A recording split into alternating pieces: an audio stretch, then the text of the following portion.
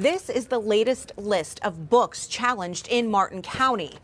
It's now up to about 100 books removed from classroom and library shelves. But now the first signals that something about this process may change. We do not have filth and pornography in our classrooms. The narrative going around is insulting.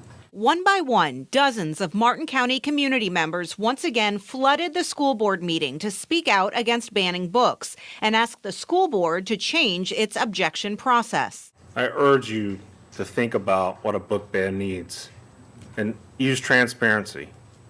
I don't need anyone else telling my son what he can and cannot read. And for the first time this week, a hint their voices may be resonating. But I'm asking the board if they have any interest in taking that policy 2522, workshopping it back, sending it back to workshop and sending it through the process. Board member Krisha Lee Roberts suggested the board take another look at its policy.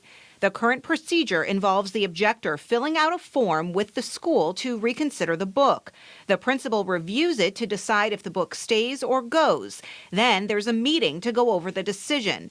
If the objector is not happy with it, the issue goes to a district supervisor.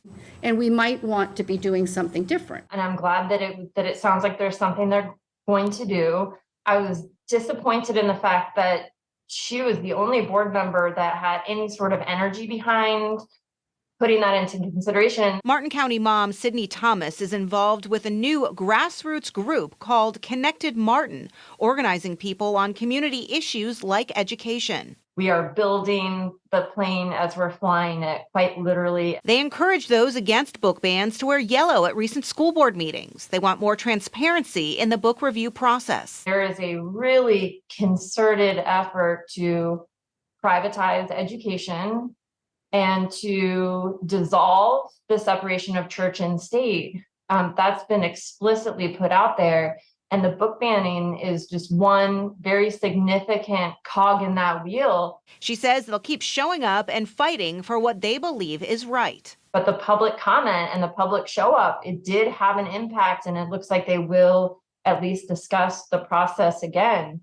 And it was effective. There's no word yet when the board may review its policy. Stephanie Susskind, WPTV News Channel 5.